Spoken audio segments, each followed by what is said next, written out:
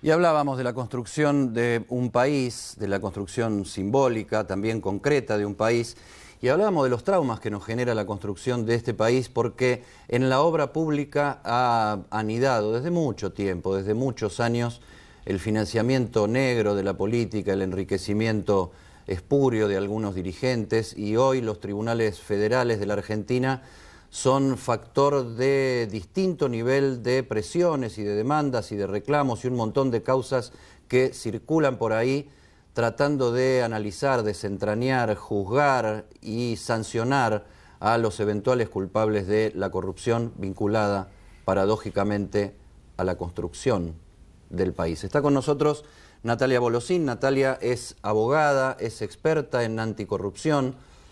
Y queríamos conversar con ella un poco sobre particularmente el tema Odebrecht, un escándalo internacional con origen en Brasil, en una empresa constructora que se llama precisamente Odebrecht. El dueño de esta empresa está preso y derrama también hacia la Argentina una cantidad de sospechas sobre algunas obras sobre las cuales se había generado muchísima expectativa, el soterramiento del Sarmiento, el tendido de gasoductos, etcétera. Gracias por meter las patas en el barro, decimos acá, Natalia, que Gracias es un por la poco invitación. tu terreno, el barro de la corrupción, y tratar, se la ve a Natalia circulando por los medios tratando de encontrar una mirada ecuánime pero incisiva sobre el tema de la corrupción, una mirada de algún modo novedosa, diría yo. Bueno, te agradezco, es un poco la idea, ¿no? Tratar de despojar un poco el tema de a veces las intencionalidades políticas y en este año electorales que se mueven en general alrededor del tema de la corrupción y aprovechar el momento, ¿no? O sea, el tema, yo me dedico a esto hace muchos años, pero el tema hoy está claramente en la agenda y aprovechar un poco el momento para tratar de plantear algunas cuestiones de fondo que en general no se ven y que se pierden un poco en las discusiones sobre las causas concretas. ¿Ayuda ¿no? discutir públicamente temas tan profundos como la corrupción en la campaña electoral? ¿Ayuda el riesgo de la politización partidaria? Porque el tema de la corrupción es un tema político de fondo, aparte de un tema delincuencial, obviamente, pero la partidización de esta discusión termina afectando incluso a la justicia, a la propia justicia federal como actor de esas disputas. Sí, efectivamente, me parece que es como todos los temas, ¿no? Siempre hay digamos, la potencialidad de que esto sea utilizado políticamente o electoralmente, pero lo importante es hablar, o sea, digamos, en los últimos 12 años no se hablaba de estos temas, o se hablaba de manera muy tangencial. Digo, un caso, la causa por la obra pública, por la cual está procesada Cristina Kirchner, Devido, Lázaro y demás, es una causa asociación ilícita. Esa causa de asociación Lázaro ilícita, esa causa se inició en el año 2008 por una denuncia de la diputada Carrió y la tuvo el mismo juez durante todo este tiempo. En 8 años no pasó nada, cambió el gobierno. La primera etapa de la revista Noticias tratando de, entre comillas, testaferro a Lázaro Báez fue de febrero de 2007, ya pasaron más de 10 años. Bueno, entonces, digo, el punto es, aprovechemos el momento para hablar y en mi caso yo lo que intento es tratar de plantear algunas cuestiones que de nuevo, sin, digamos, ninguna intencionalidad política, tienen que ver con las reformas de fondo que la Argentina tiene que llevar adelante. ¿Afecta a un grupo político la corrupción, sobre todo en materia de obra pública, o surca el sistema político como un método, como un modus operandi de financiamiento negro? La corrupción no es la enfermedad, es el síntoma. Esto es lo primero que hay que entender. Y en la Argentina la corrupción es estructural. Esto quiere decir que afecta a todos. Digo, por dar un ejemplo, Odebrecht financió buena parte de las campañas políticas de casi todos los partidos hace 2 años, pero además la corrupción, digamos, Cuando hablamos de casi todos, ¿de quiénes hablamos? De todos, creo que excepto el partido de la coalición cívica, todos se financiaron por lo que salió en los diarios, ¿no? Casi todos se financiaron con dinero lícito en principio, pero financiaron sus campañas con dinero de una empresa que corrompió estructuralmente en todo el planeta y especialmente en la región. Está probado que se sabe que usaba dinero bajo cuerda para direccionar sus propios intereses, para ganar obras. Es interesante porque en la Argentina el financiamiento de las empresas no está permitido desde el año 2009 y sin embargo hay publicaciones indicando que Odebrecht, una empresa que corrompía a funcionarios públicos, financiaba partidos. Pero digo, es estructural, ¿por qué? Porque es un plato del que comen todos, buena parte del arco político, pero también el empresariado clásico vinculado a la infraestructura pública en la Argentina, los sindicatos, la sociedad civil. Entonces, como es estructural... Sí, porque suele caerse en el contrasentido de que el soborno es un problema del que recibe, grave. El soborno también es un delito por parte del que lo hace. El sí, que paga. En ese caso un cohecho activo y el cohecho pasivo, ¿no? Este es un problema en el cual están todos metidos. Y esto lo que hace es que no haya incentivos para reformar el status quo. Digo, en el caso puntual de Odebrecht, si Ese tuviéramos... es el sentido de que no pase nada con las causas de corrupción. Tenemos en los últimos 20 años 7 condenas, de los cuales altos funcionarios más o menos son 5. 7 condenas en los Incluso últimos... un presidente de la Nación que tiene una condena ahí en suspenso en la Cámara. Exacto, 7 condenas en los últimos 20 años, las causas demoran en promedio 14 años, en promedio algunas 20, tardan una década en estar en condiciones de ser elevadas a juicio. Esto tiene que ver con que es un problema estructural del cual participa buena parte de la sociedad argentina y por eso nadie tiene incentivos para modificarlo. Es un problema político serio porque lo que siempre queda flotando es la falta de credibilidad del sistema político. O sea, después decimos que los representantes no nos representan y los tenemos también surcando décadas con acusaciones de corrupción. ¿Cómo creerle a un presunto corrupto? Y después no pasa nada. Y después la otra cuestión es en quién podemos confiar, en qué institución podemos confiar los ciudadanos para llevar adelante un proceso como el de Odebrecht de manera profesional. En nadie. Vos mirás y decís, bueno, el Poder Ejecutivo, ¿qué hace? Intenta obtener la información y manejarla a su propio ritmo porque podría perjudicarlo. El Poder Judicial, ¿qué hace? Lo mismo. Entonces, en Brasil fue profesional el tratamiento, allá se llama lava-jato, el procedimiento judicial en el tema Odebrecht. Yo creo que dentro de las restricciones que tiene Brasil, restricciones estructurales parecidas a la de la Argentina, fue bastante más profesional que el que tenemos nosotros. Nosotros tenemos restricciones en cuanto a que nuestro sistema jurídico no está pensado para tratar un caso como este, pero además tenemos esta restricción estructural de que como todos comen del mismo plato, nadie tiene incentivos para que esto avance. Para aclararle a la gente, ¿dónde le pega al kirchnerismo Odebrecht?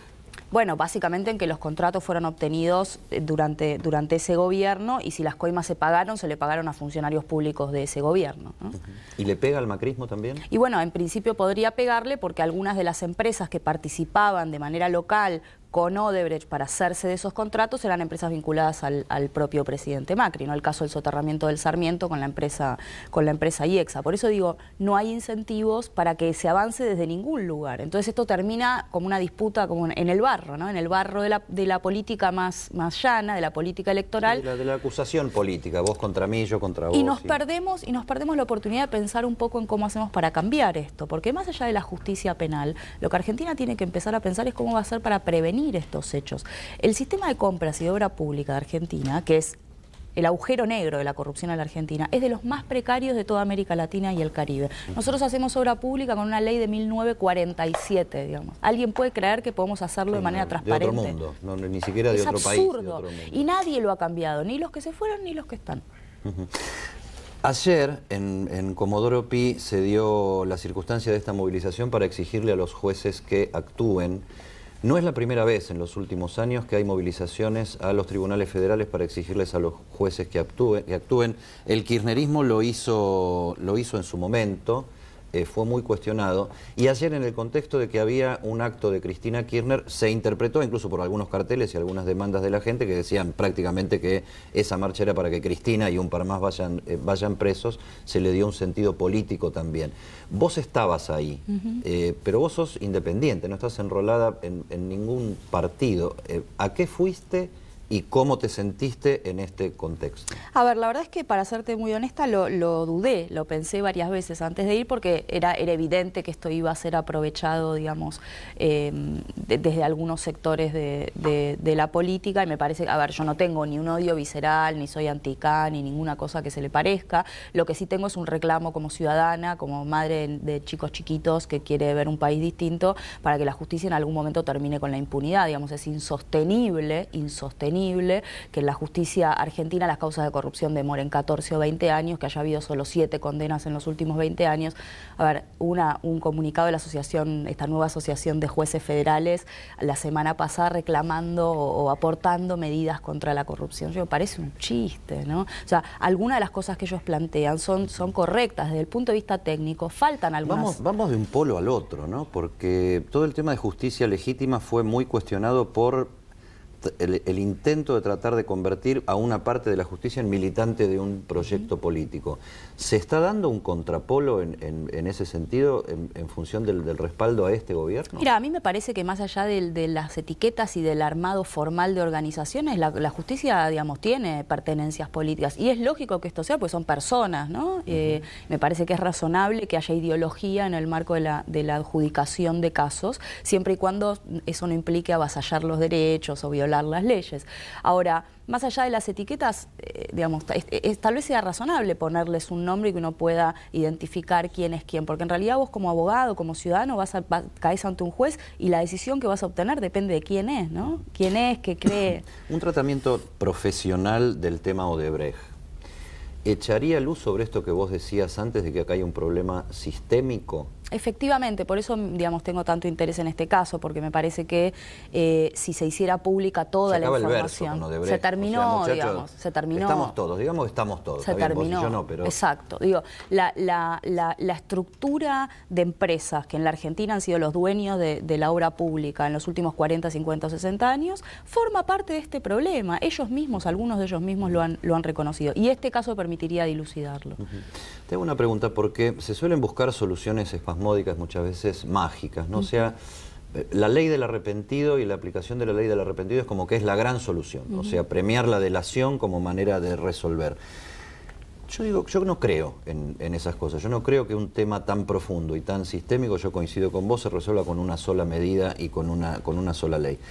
¿No está detrás también de esto discutir en serio el financiamiento de la política? Absolutamente. Efectivamente no hay soluciones mágicas. La ley del arrepentido es importante, es una herramienta, pero de nuevo solo apunta al problema penal, ¿no? Y el sistema penal, aun cuando fuera todo lo honesto y eficiente que uno quisiera, igual va a llegar tarde, porque esa es su naturaleza, ¿no? Exacto.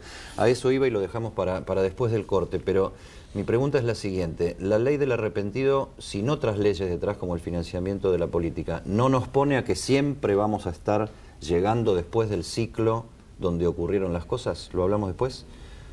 Pequeño corte y volvemos. Bueno, por un tema de tiempo faltó el aviso de Locos de Amor, Odio y Fracaso, la novela mía, que ya está en todas las librerías, se lo vamos a regalar a Natalia. Bueno, muchas gracias. Para que te entretengas y sufras, porque habla de la Argentina de hoy. Te vas a encontrar con muchos casos de cruda actualidad, si querés encontrar realidad en este libro de ficción. Corre por tu cuenta. Bueno, muchas gracias. Hablábamos de esto, de que si apostar solo a la ley del arrepentido no nos pone ante el riesgo de seguir pateando la pelota de una década a la otra, porque es difícil que alguien se arrepienta cuando la cosa está sucediendo, cuando la cosa se está haciendo, porque si alguien está cometiendo el delito, cree que tiene las condiciones para cometerlo. Efectivamente esto es así. En el caso de las empresas a veces sí funciona, porque vos puedes tener una empresa que descubre que sus ejecutivos están, digamos, en un esquema de corrupción, y si la empresa tiene incentivos legales para, por ejemplo, reducir su multa, si se presenta de manera voluntariamente y dice, mire, encontré que mis ejecutivos están haciendo esto, bueno, eso puede funcionar. Pero efectivamente siempre es llegar tarde. El punto es, el sistema penal siempre va a llegar tarde. En la causa de Once, que es el único buen ejemplo que tenemos, entre comillas, hubo condenas en 4 años. Y sin embargo está claro que llegamos tarde. Hubo 52 muertos y 800 heridos. Lo que había que hacer era prevenirlo, ¿no? La justicia va a llegar tarde. La justicia repara.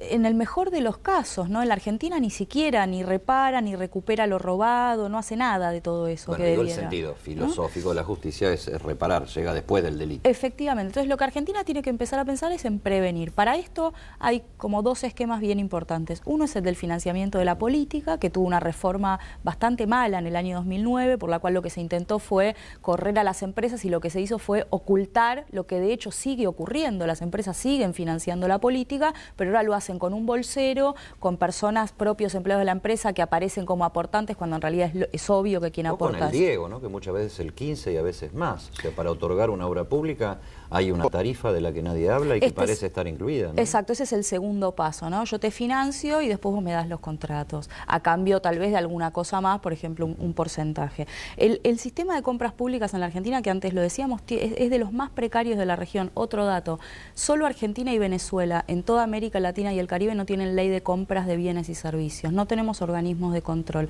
La Oficina Anticorrupción no es un organismo de control, nadie puede controlarse a sí mismo. No funcionó antes y sigue sin funcionar ahora. Y no va a funcionar nunca en la medida en que no tenga autarquía administrativa, presupuesto propio, un titular designado de manera, digamos, transparente y garantizando la idoneidad. Sí, la medida más concreta en esta gestión de la Oficina Anticorrupción fue cercenar las atribuciones del ministro de Energía. Le sugirieron que no se ocupe de temas del mercado petrolero. Bueno, porque ahí había una cuestión es el 33% de su función. De conflictos de interés. Digo, este gobierno en particular tiene serios problemas de conflictos de interés porque muchos vienen del ámbito privado, pero en el gobierno anterior también pasaba, porque digo, el solo hecho de que Cristina Kirchner, siendo presidenta, hubiera contratado, hubiera otorgado obra pública a quien era un íntimo amigo de su familia, es insostenible en cualquier país del mundo, y acá pasó. Pasaron 12 años. Sí, ellos también se dedican al negocio inmobiliario, al negocio hotelero y contratar empresas públicas para que Aerolíneas ocupen Argentinas habitaciones que a veces se ocupaban y aparentemente la mayoría de las veces no. Ahora, vos señalabas el tema de Once. Once fue Bonadío y actuó con celeridad.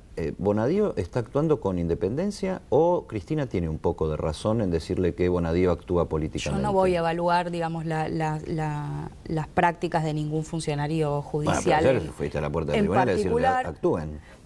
Son 12. Pero hay una cuestión... ¿Tienen nombre y apellido? Sí, hay cámaras, está la Cámara Federal, la Cámara de Casación, hay fiscales, hay una serie de funcionarios. Pero digo, me parece que en términos generales lo que sí se puede observar es que muchos funcionarios judiciales que durante 12 años parecían ciegos frente a lo que ocurría, el caso de nuevo de la denuncia de asociación ilícita de Elisa Carrió en 2008, la tuvo el mismo juez que 8 años después con un cambio de gobierno decide avanzar, y bienvenido sea, pero tampoco podemos hacernos los sonsos, porque entonces ahora estamos contentos, esto se lo he criticado varias veces, especialmente a Margarita Stolbizer, tampoco podemos hacernos los sonsos, ¿no?